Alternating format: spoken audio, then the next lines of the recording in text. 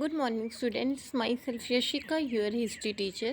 Welcome to all of you in our history class of 12th standard.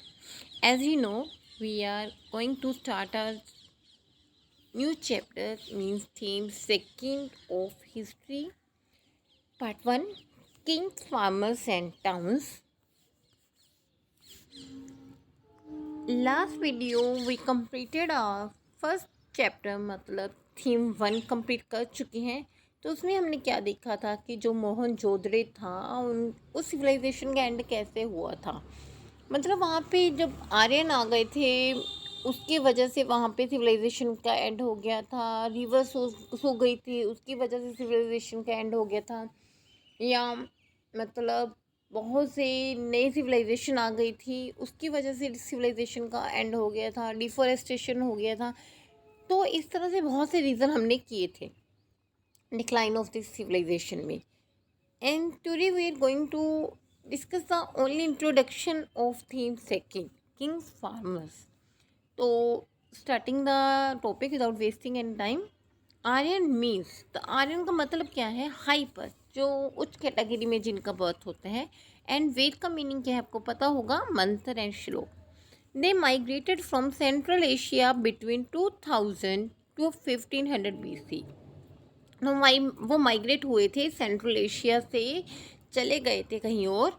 2000 से लेकर 1500 BC तक उन्होंने अपनी माइग्रेशन का काम किया था। और कहाँ पे सेटल हुए थे? Settle in eastern Afghanistan, modern Pakistan, Punjab and western UP. तो अफ़गानिस्तान, पाकिस्तान, पंजाब, यूपी में वो अपना उन्होंने सेटलमेंट की थी ड्यूरिंग द पीरियड।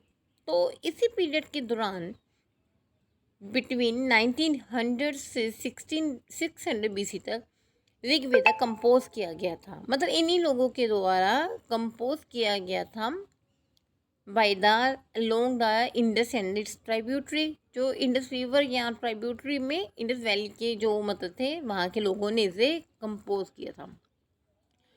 टोटल हमारे पास 4 वेद हैं, ऋग्वेद, सामवेद, यजुर्वेद, अथर्ववेद।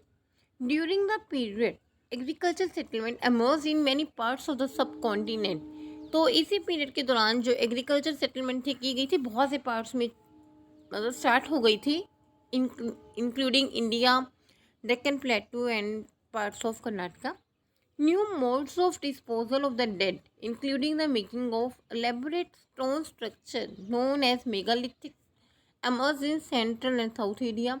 डेड बॉडी को डिस्पोज करने के लिए बहुत से वेज आ गए थे, बड़े बड़े पत्थर बन गए थे जिसे हम मेगालिथिक कहते थे, या ये सेंट्रल साउथ इंडिया में भी बन गए थे। In many cases the dead were buried with the rich range of iron tool. जो मतलब रिच पर्सन थे उनके बरीड को आयरन के टूल में भी दफनाया जाता था। तो ये भी हमें एविडेंस मिले थे। And next topic is Prinsep and Priyadarshi. बहुत छोटा सा टॉपिक है। तो प्रिंसिप का मतलब और प्रियदर्शी का मतलब करेंगे। 1830 में क्या हुआ था डिकेड में, जेम्स प्रिंसिप एक रूलर आए थे, officer of the East India Company के थे, ठीक है, ऑफिसर थे। And deciphered Brahmi Kharosthi script used in earliest inscriptions and coins. उनको जो स्क्रिप्ट मिली थी इंस्क्रिप्शंस पे और कॉइन्स पे, उन्होंने उनको बहुत इजी लैंग्वेज में ट्रांसफ़र किया था। ब्रह्मी एंड क्रोष्टी स्क्रिप्ट को बहुत टफ लैंग्वेज थे उसे उन्होंने ट्रांसलेट किया था बहुत इजी लैंग्वेज में। Kings name found on the coins. तो उस टाइम पे जितने भी कॉइन्स थे सबके ऊपर किंग्स का नाम मिला। And refer to as Piyadarshi, उसका नाम उसे पियादर्शी कहते थे। He who regard other with kindness, जो बहुत दयालु होता था। Some coins referred as a names of Ashoka king. बहुत से ऐसे किंग थे जो अशोका के नाम से ही थे। It gave new direction to the India history. तो उन्होंने इंडिया हिस्ट्री को एक नई डायरेक्शन दी थी। यहाँ पे बेटा हम अशोका किंग की बात नहीं कर रहे, हम यहाँ पे जेम्स प्रिंसिप की बात कर रहे हैं, ठीक है। तो जेम्स प्रिंसिप, क्योंकि उन्होंने ब्रह्मी और क्रोष्टी को किया था ना ट्रांसलेट, तो उसके बाद उन्होंने इंडिया हिस्ट्री को एक नई डायरेक्शन दी थी।